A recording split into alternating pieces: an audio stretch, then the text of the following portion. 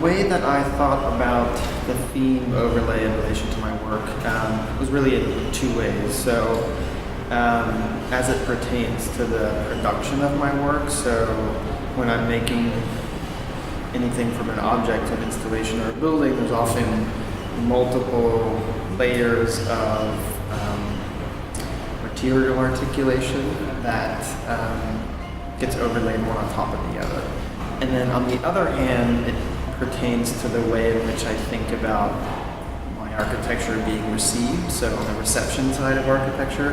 And similarly, that I think of that as a layered type of experience. So there might be a kind of appeal to the tactility of the materials, and then the visual stimulus, and then maybe the kind of spatial arrangement. So I did something a little bit different, which is only presented one project, which is a new project, as opposed to presenting my portfolio. The installation is called Rocks. It consists of four elements and 3 sets of rocks. So at the bottom of 3 columns of images, there's the models, which are 3 groupings of rocks. So the rocks were designed to both have their own kind of logics of formation. So one is more textured, one is more smooth. They all have a very developed interior, and then they all fit together in very particular ways.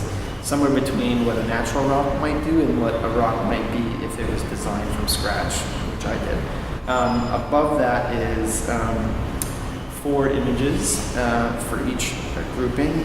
The 2 of these drawings, which are supposed to evoke a kind of 19th century naturalistic style of drawing, as if somebody did it like pre-photography, was encountering something in the wild, and then sort of drawing hand sketches of it. And then a photograph as if the objects were taken from their context, their natural context, brought into the studio and photographed. And then the final images, the ones at the bottom, which are photographs of the rocks in situ in their context. So this is a project which maybe it pertains to the idea of overlay in the way that I was just speaking about it, there's a high level of articulation to the surfaces of these models. But then I think it maybe is a slightly different interpretation of overlay in the sense that there's both objects and then 3 different forms of representation. So there might be something about the overlay in terms of the kind of overlay of history, or I wouldn't go as far as to say narrative, because it's not meant to have a kind of start and end, but the overlay of the history of these objects, which was kind of developed through representation. This was conceptual project, maybe difficult for some to kind of place in an architectural context, but we have a grant lined up that's going to allow us to, it's called texture tectonics, but it's going to allow us to basically scale up these rocks and maybe make a kind of inhabitable structure.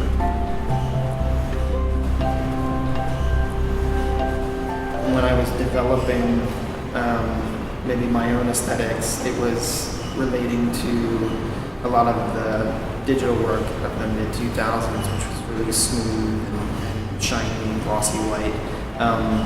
That was an aesthetics, I think, that came just kind of naturally out of the computer. So I was trying to push against that a little bit in this art discourse around this idea of the formless. Just presented me with a body of work that was qualitatively much different, and so I was naturally drawn to that. And so the way in which I got away from the digital smoothness, let's say, was by engaging materials very directly, and often trying to deform them or to produce a kind of like series of rough, messy textures, where it would definitely be not smooth, but also it would be kind of deep. And reveal the sort of baser side of the materials.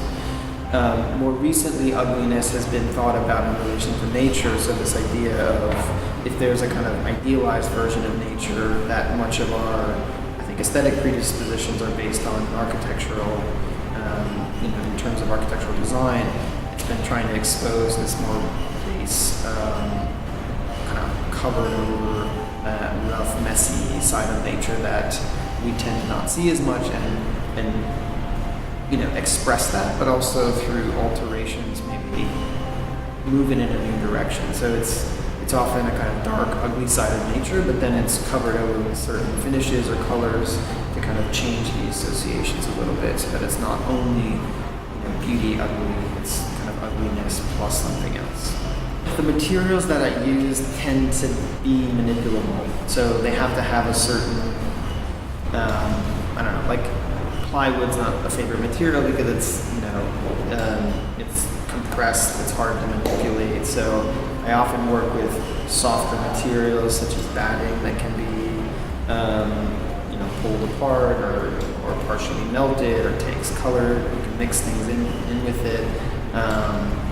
Or certain casting processes like plaster or concrete where there's a phase change in the material, so you can kind of work with that. So some of the casting I've done, I rarely cast it through a mold. I usually cast over an object so that there's a play between the flow of the material and then whatever the formwork is underneath it.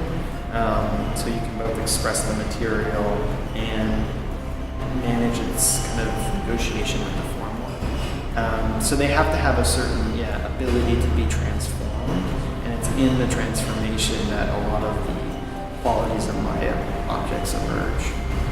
There's been a little bit of an evolution recently in my thinking on the relationship of architecture to nature.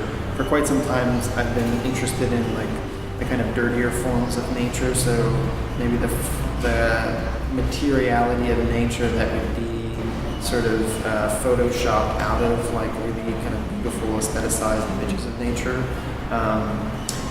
So much of the work that I do has a kind of messy mix or dirty mix of organic and synthetic materials, and again is going towards the darker side of nature, let's say, and expressing that through materiality.